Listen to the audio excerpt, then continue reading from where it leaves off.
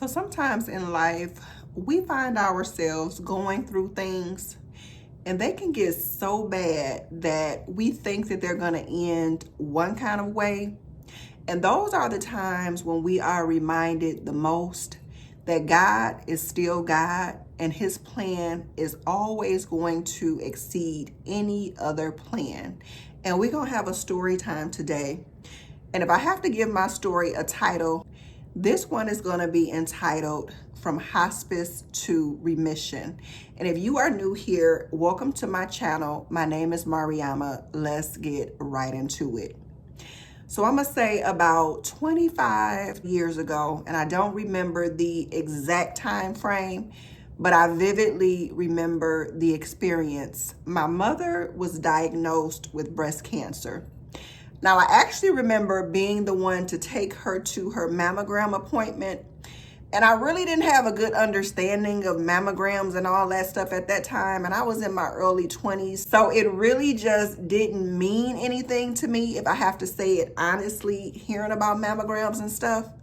But I'm going to say that that was the beginning of one of the hardest experiences in my life, although I wasn't the person physically dealing with the cancer. And if you have ever had a family member or a loved one or someone close to you deal with cancer and you were right there with them, you already know how this feels. Now, when my mother first got diagnosed with cancer, like I said, it was breast cancer, and she started chemo, she started radiation, and it was just a, I'm gonna say, terrifying experience to watch initially, because seeing somebody that you love so much go through a sickness that changes their whole life around, it's just really, really devastating, to say the least.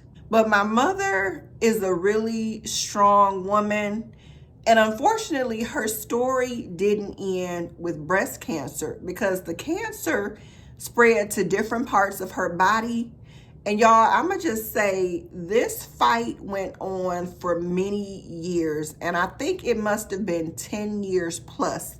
And at one point in time, my mother went from living independently on her own in her own house to living with me at a time where I had just really become a mother myself. My daughter was 2.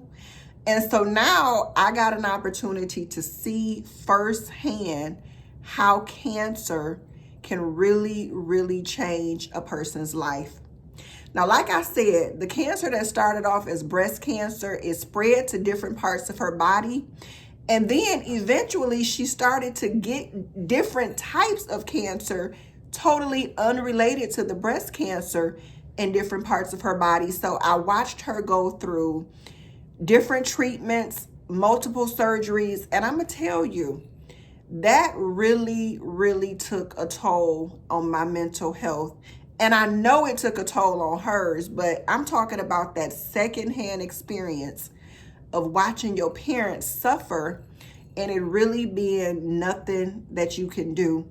And then you watch this year after year after year.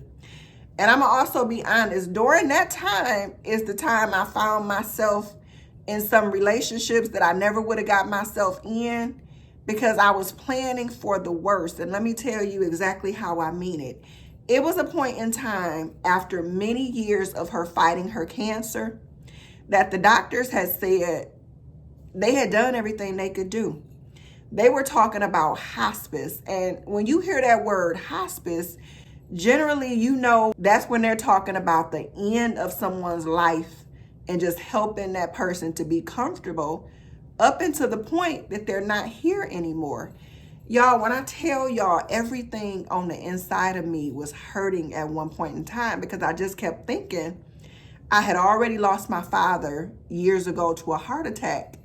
And my mother was literally the only parent I had left. And I was like, God, I'm not ready. And I literally prayed that prayer before. I said, God, don't take her. I'm not ready. And I'm going to just tell y'all this. When it's not your time, it's not your time. I don't care what the doctors say. I don't care what the doctors think. It's not your time until God says it's your time. After years of fighting with cancer, surgeries, treatments, things that were not successful, they told her, we can just recommend you go to Carmano's. They can do some different trial treatments on you. We don't know if they're going to work, how they're going to work, how they're going to affect your body. But this is all we can do. We've done everything we know to do. By this time, y'all, I was kind of preparing myself for the worst, but still praying and hoping for the best. And faith is the substance of things hoped for, the evidence of things not yet seen. I didn't see how this was going to happen. I didn't know if something was going to happen. All I prayed was, God, I'm not ready. I need you to do something for my mother. And there were a lot of people praying for her, trusting for her, and believing even after years of disappointment. Fast forward, she goes to Carmano's. They give her a trial treatment. And y'all, let me tell you, the trial treatment worked. After everything that those doctors who were specialists had done, to the point where they initially were writing her off and planning for the end of her life, she went from talking about hospice to remission. And I must say it's been at least, I think, 7 years now, no cancer. And I'm telling you this story because somebody out there, you might be going through something. You might be going through something with somebody. It's not the end until it's the end. And it's not the end until God says it's the end. It's the doctors and then it's God. And the doctors are not God. God is in charge of all things. He can do all things. So if you needed something today to help you keep the faith, even when you can't see it, even if it's the size of a mustard seed, because what you do see, you can't really believe nothing else no more because things look so bad. I need you to still keep the faith and believe that your story is going to end exactly how it's supposed to. And no person is going to dictate how that's supposed to be. If this is for you, I want you to take it and receive it.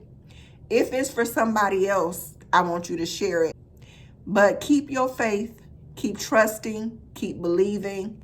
It's not the end until God says it's the end. If that's your word, take it, receive it, continue to be great.